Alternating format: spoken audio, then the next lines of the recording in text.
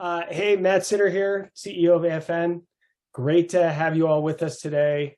As we know, change is where opportunity happens. Probably a little bit more change than we like over the last week or so with Silicon Valley Bank, et cetera. But in order to take advantage of the opportunity that change presents, we believe that a network diverse in experience, expertise, and perspective is the best way to do that. Today, we've got Joel Trammell with us. Joel has been a multi-time CEO, a bunch of different times, both of public and private companies, a couple of nine-figure exits. And today, he spends a lot of time working on the CEO operating system and is a co-founder of the organization called American CEO, really helping CEOs to understand how they should be running their own companies. Joel, welcome. Thanks for being on today. Great to be with you, Matt. So, you became pretty passionate about helping CEOs actually have an operating system around what they want to work on. What really drove you to that effort to begin with?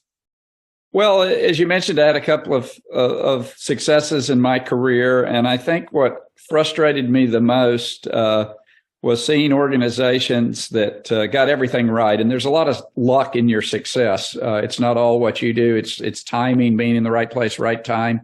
But when you have that luck and everything kind of aligns, I saw numerous organizations turn what should have been home runs into singles or sometimes even strikeouts because of the failure of the leadership to really understand what the role was and how to build a sustainable organization. And so that kind of frustration led me to start teaching a course about 15 years ago and has led to what we're doing today with American CEO. Yeah, and I think there's just so much pressure on organizational leaders right now as well. There's boards who are more apt to replace you if things aren't working out. So why do you think a lot of CEOs don't succeed and have to be replaced? What are some of the mistakes that they're making? Well, a lot of CEOs gained all their experience and training in a particular functional area of a business, right? They started out as a salesperson, let's say, and they were a good salesperson, so they became a good sales manager. They performed well at that role, so they became a sales director and on up the chain. And when you think about it, a person, when they reach the height of that, they're the VP of worldwide sales for an organization. Every time a problem comes to their desk, it's a sales problem by definition. And they are the expert in the room. They are the one most knowledgeable, most experienced in the area of sales. So when you're the expert, you say, hey, give me all the data about this. Let me apply my human brain, which is terrific at pattern matching, to see where I've seen similar situations, figure out and make a decision about the problem. And then one day that person who's VP of worldwide sales, somebody knocks on his door and says, Joe's retiring and we think you'd make a great CEO. And they walk into that CEO office and they think it's just a big sales job. But 8 out of the first 10 problems that are brought to their desk have nothing to do with sales. We've got a hairy lease we're trying to get out of in Poughkeepsie, and we've got a HR problem that we're dealing with, and we've got a customer issue that we're dealing with, and so on and so forth. And they are not used to dealing with problems where they're not the expert, and instead have to change their whole mindset into leveraging expertise of others. And that's just a very different decision-making process. And so, the best CEOs are generalists, not specialists. And most people build their career around being experts at a particular area. And that's not necessarily the best preparation for being CEO.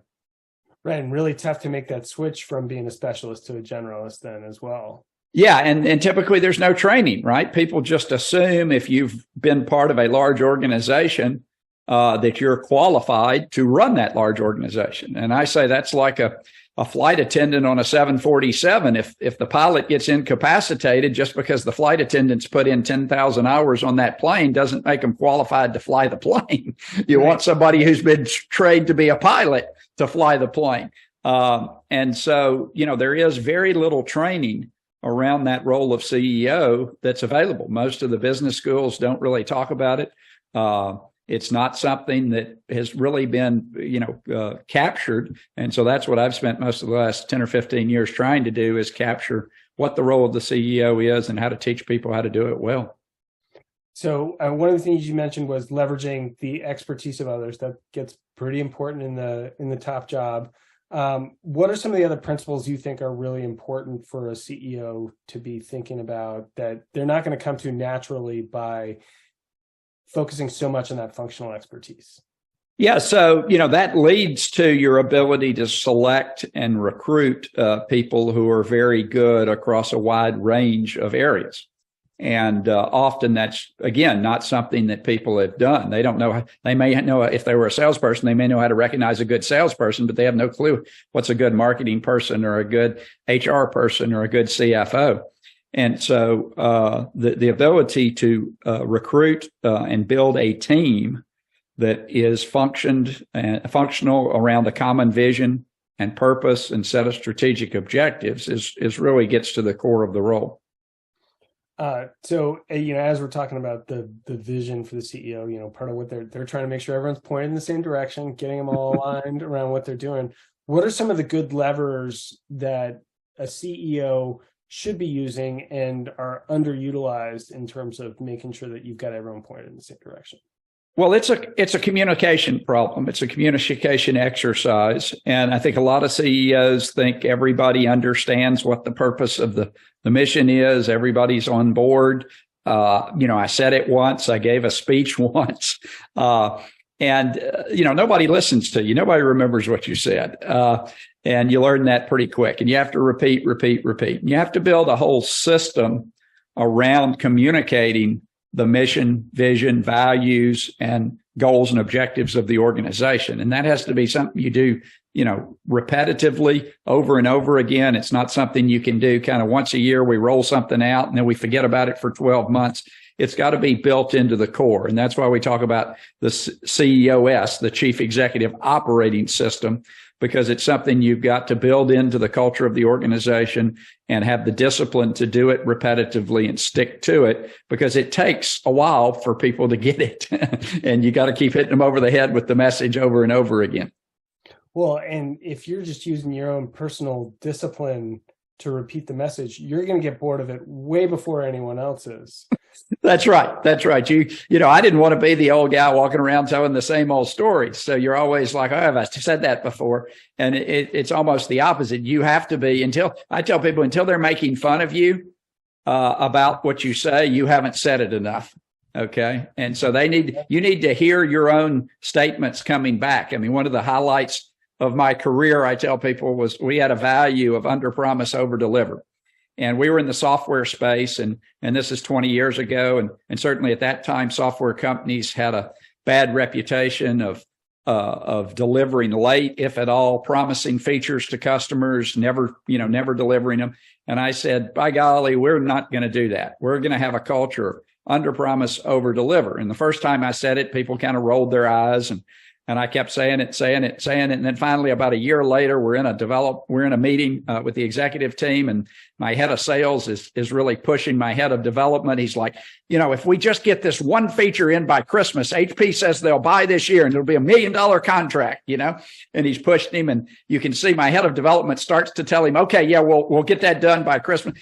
And he pauses and he goes, no, 3 months. That's going to take 3 months to get done. And, the sales guy just goes ballistic, and, he's like, oh, you're blowing up my deal and everything. He goes, no, 3 months. And I was just like a proud parent. It finally had taken hold that we were never going to promise something that we weren't absolutely sure we could deliver. Well, one of the roles that we talk about a lot is chief dot connector as the CEO. Yes. It's just like, hey, if you're saying the vision that's out there, how are you? You're the person who is essentially at a much higher altitude. You're seeing market intelligence that other people aren't. You understand where everything connects together. When you're thinking about that role of chief dot connector within the organization, what are the communication mechanisms that you think are really important for people, not just to understand what the vision is? Maybe you can repeat it and they'll be able to repeat it back to you, but that they can get a holistic view of what's going on with the organization and the market. Yeah. What you have to understand is there are, at least 6 kind of functional areas in any business: sales, marketing, product, customers, employees, shareholders. And each of those fundamental areas effectively talks their own language. So it's like you've got 6 different groups, one speaking English, one speaking Spanish, one speaking French, one speaking German, so on and so forth.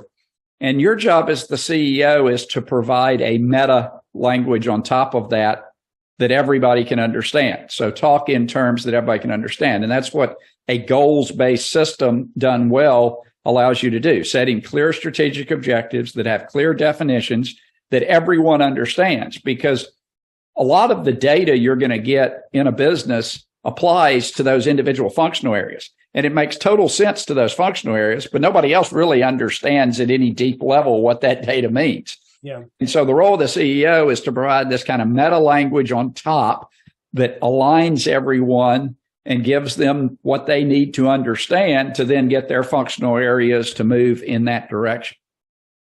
Great. So we've got this idea, hey, I can understand what direction I'm supposed to be going in within my role. When we think about accountability, I think that this is always something that we talk about a lot within our organizations, that, oftentimes the CEO ends up being the folks that feel accountable to, but they only feel accountable to that person. But accountability across a leadership team, if they're feeling accountability to each other, that ends up being something that you can actually create beautiful music to. How do you build that accountability between different leaders within the senior leadership team? Yeah, and that word accountability, it gets used a lot, and it gets overused. And like in the national media, you'll hear people talk about it. We need to bring accountability, and they just want to fire somebody. And so what I tell people is, every time you hear that word accountability, change the word to objective reality. Okay. Because I think that is much clearer. And what you have to do is build a culture that cherishes objective reality, that doesn't let people get away with saying things are great when they're not. One of the little things in one of my startups, for a while we were having trouble selling anything, but all my salespeople would come in and they say, "Oh, we just had a great meeting with, X Fortune 500 company." And I'd be like, "Okay, but that doesn't add any revenue." And so we actually, we outlawed the word great meeting. Great meeting became a $5 fine anytime somebody said we had a great meeting, because if there wasn't some action taken, they moved to a proof of concept, they sent an invoice, they did something, that was dealing in hopes, not reality.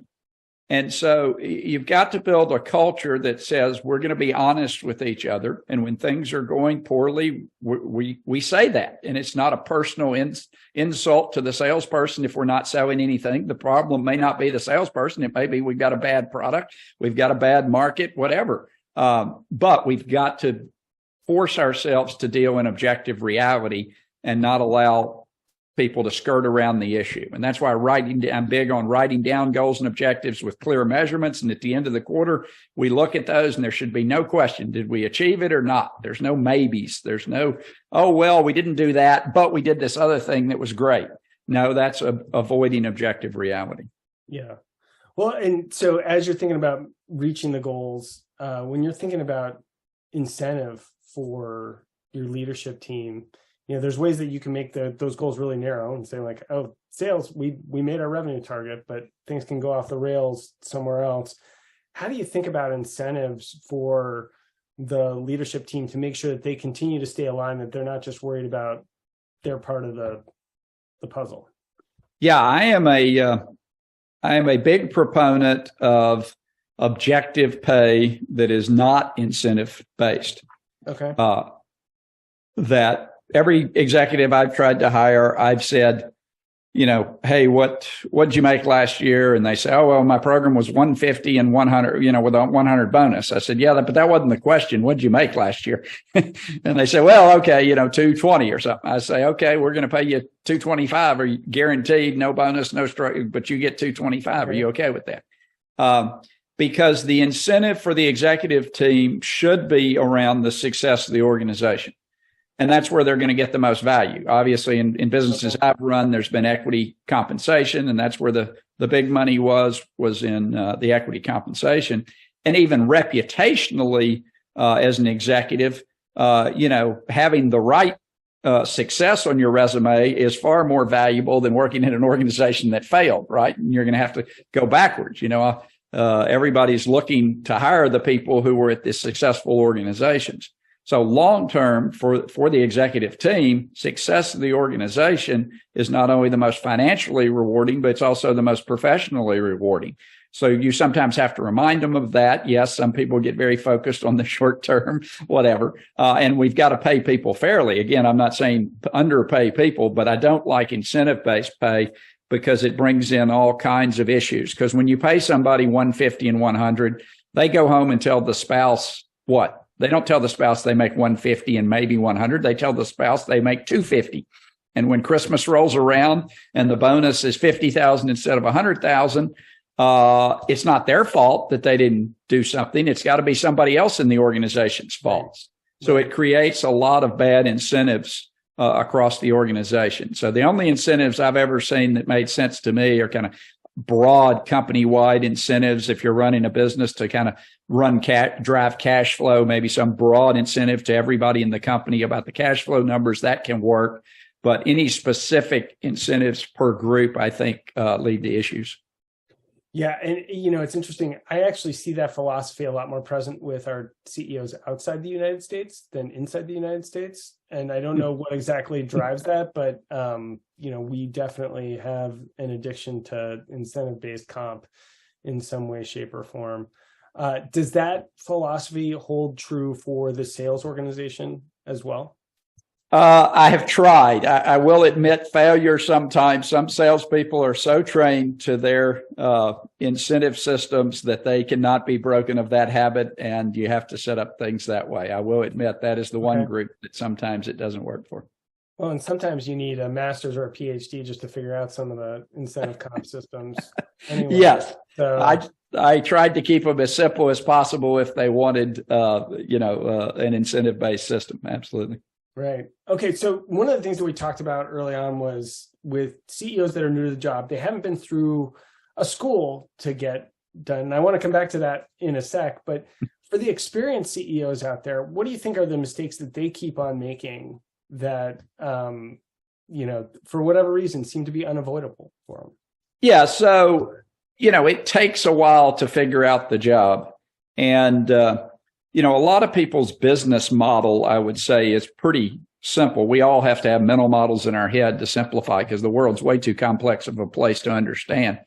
And so a lot of people's business model is pretty simple. That's we build or provide some sort of product or service.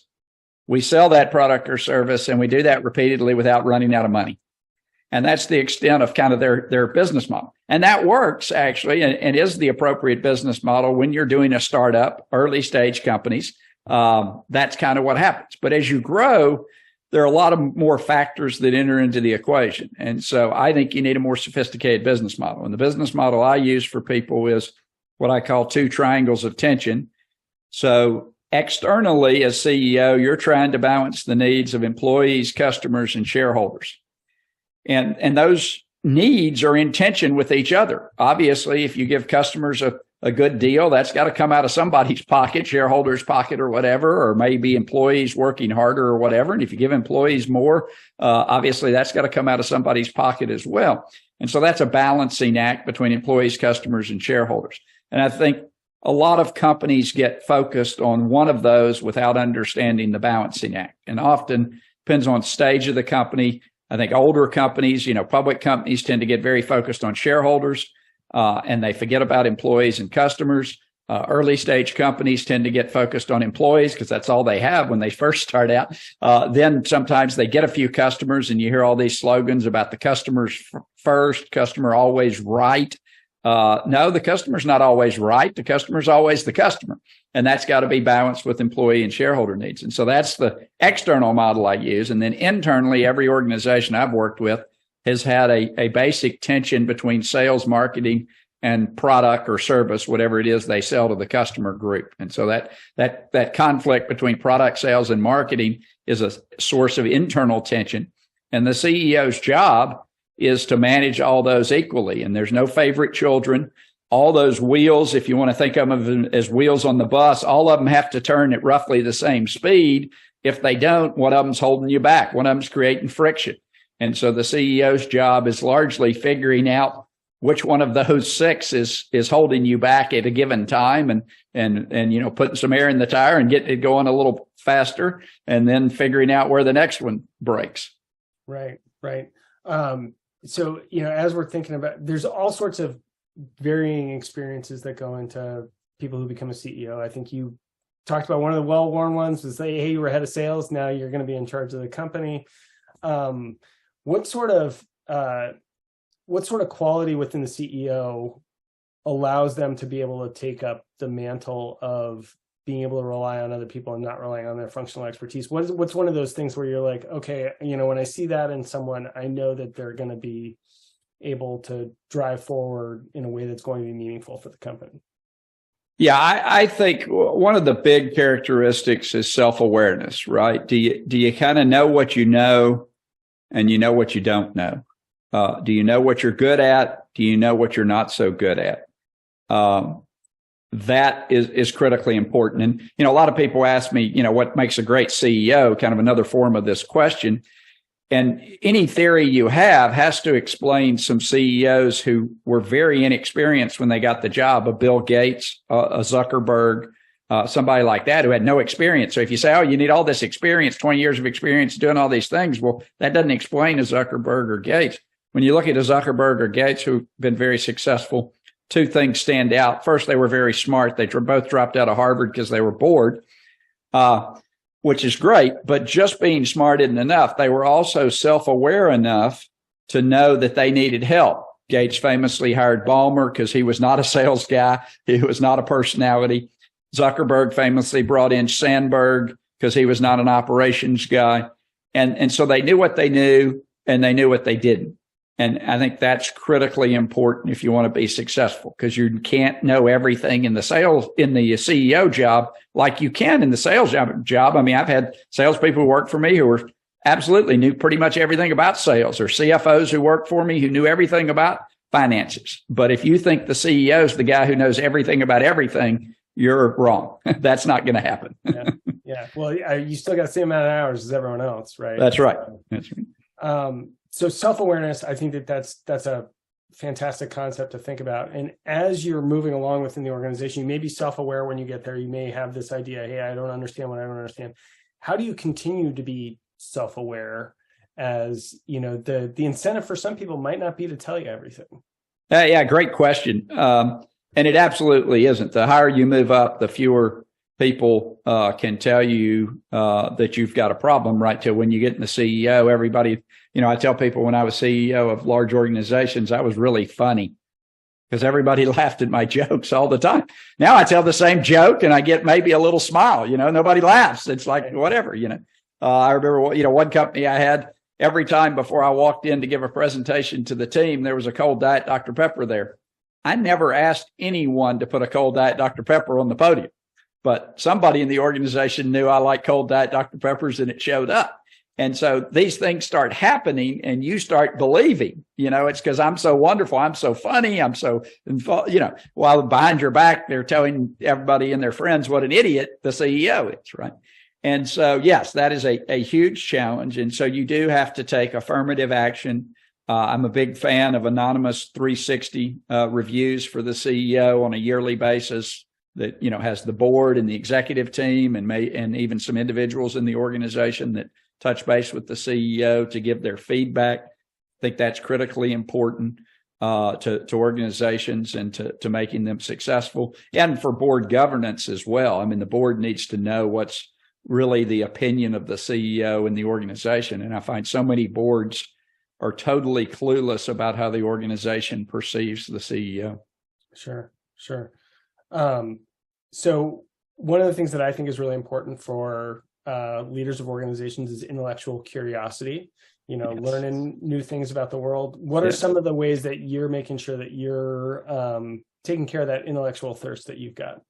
Yeah, I mean, that's another characteristic. I tell CEOs, don't take a job unless you're just fascinated by the business, particularly like how the product's made and how the product's sold. If that's not interesting to you, I think it's really hard to be a good CEO, because you're absolutely right. You have to have that intellectual curiosity. You have to be a questioner. You have to be constant. I mean, the first response to everything from a CEO I counsel should be a question back. Too many CEOs, they hear something and then they immediately prescribe some action because they're action-oriented people. And often you have very limited part of the story, because by the time something makes it to your desk, it's been through a lot of smart people who couldn't figure out the solution. And so if you think you can just hear a little snippet and give the right answer, you're probably a little arrogant in your approach. And so that curiosity piece is critical. And I think just, if you shouldn't be in a job, again, if you don't feel fascinated by how the product's sold and made, because you're not going to be willing to dig in and ask those questions and figure out the difficult problems. Yeah.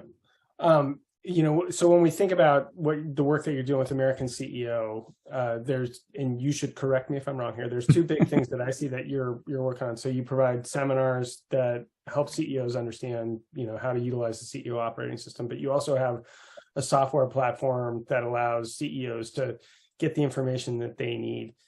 So starting with the seminar that you do, how can you make sure that someone's getting what they need out of 2 to 3 days? Taking a course?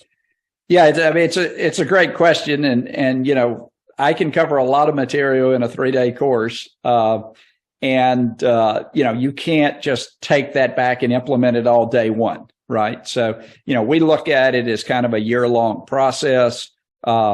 We also offer the ability to hire implementers who can come in and kind of walk beside the CEO. Okay. To help with it, because it is a big deal, and they're busy running their business and a million demands on their time. And so, some CEOs, it depends on where they are kind of maturity wise, personally, and the company. Sometimes they're doing many of the things we talk about, and it's just a matter of tweaking. Sometimes they're kind of chaotic and it's a bigger project, right? And it takes, I tell people, expect 3 quarters before you kind of get people used to a new system, right? It's not something you can just snap your fingers and be done with. And so, we think having kind of a year-long plan to execute on what we've taught is the right approach. Okay. And then for the software platform that you've got things like, you got ERP platforms, you got CRMs, you got all this other stuff that's out there. Yeah. What's the thing that you were specifically focused on? Like, hey, the CEO's not getting this. How do you make sure that that's flowing to them? Yeah, it's a fascinating question, but I think if you think about it, every functional head has a software platform that they almost live in. Okay. If you're VP of sales, you've got Salesforce. If you're a CFO, you got some accounting system. You basically do your job in that platform. And then I ask CEOs, what's your platform? And they go, well, does Outlook count as a platform? They have email, they have calendaring. There is no platform. Any of those ERPs, again, are providing functional data. Any of that data that's being provided is either a financial metric or a sales metric or a market. It's not across the whole organization. So again, you need a translation layer. So that's what the software was meant to do, is to provide this translation layer so we could set goals at the highest corporate level, but then decompose those goals into actual objectives at the lower levels that can be measured and monitored. But the real important part of it is, as CEO, I can't track at the task level. I can't tell everybody I don't even know what marketing needs to go to. I know we need to generate 1,000 new opportunities this quarter if we want to hit our revenue number, but I can't tell them how to do that. And so the question I need to be asking marketing is not how many leads have you generated this week. It's, are we going to hit our goal of 1,000?